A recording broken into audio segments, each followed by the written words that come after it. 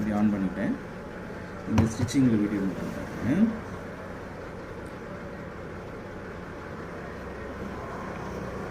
இப்போது ஷோல்டரை ஜாயின் பண்ணியாச்சு. Front back, இந்த ஃப்ரண்ட்டு பேக்கு கரெக்டாக இருக்கா அப்படின்னு நம்ம பார்க்கணும். கையிலையும் அதே மாதிரி ஃப்ரண்ட் பேக் கரெக்டாக இருக்கான்னு பார்க்கணும். இந்த ஷோல்டர் சென்டர் பகுதி இருக்குது இல்லையா, இந்த ஷோல்டர் சென்டர் பகுதியும் கையோட சென்டர் பகுதியும் நம்ம மார்க் பண்ணி வச்சுருக்கோம். இந்த கையோட சென்டர் பகுதியை ஷோல்டரோட சென்டர் பகுதியில் நாம் வச்சு ஃபஸ்ட்டு தையல் ஸ்டார்ட் பண்ணுறோம். ஸ்டார்ட் பண்ணும்போதே மக்கள் விஷயம்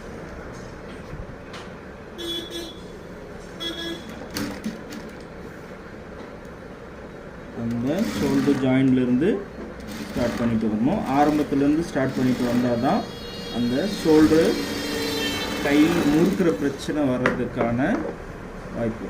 இப்போது இங்கேருந்தே நம்ம ஸ்டார்ட் பண்ணிட்டு வரோம் அப்படின்னா, இப்போது இந்த பக்கம் நம்ம ஸ்டார்ட் பண்ணி ஃபினிஷ் பண்ணிட்டோம். ஆனால் இங்கே ஒரு நூலளவு வித்தியாசம் இருக்குது. நமக்கு பாடி லூஸ் தான் முக்கியம். கையோட லூஸு கரெக்டாக வச்சோம்னா கரெக்டாக வந்துடும். ஒரு நூலளவு வித்தியாசம் இருந்தால் அது நம்ம கவனிக்க வேண்டியதில்லை. இப்போது இந்த பக்கம் திருப்பி ஆப்போசிட்லேருந்து மறுபடியும் அந்த ஷோல்டர் ஜாயின்லேருந்து கையை ஜாயின் பண்ணிவிட்டு வரணும். இந்த மாதிரி நீங்கள் தைச்சிட்டு வந்தீங்கன்னா உங்களுக்கு அந்த சென்ட்ரு ஷோல்டரோட சென்டர் கரெக்டாக உட்காந்துரும். ஷோல்டரோட சென்டர் கரெக்டாக உட்காந்தால் தான் நீங்கள் கரெக்டாக அந்த கை முறுக்கிற பிரச்சனை வராமல் இருக்கும்.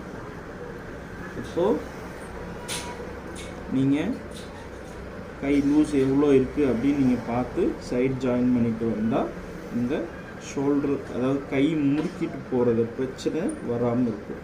அதுக்காக இந்த மெத்தட் நீங்கள் ஃபாலோ பண்ணிங்கன்னா உங்களுக்கு ஃபினிஷிங் பர்ஃபெக்டாக இருக்கும். சரியா? கட் பண்ணிவிட்டு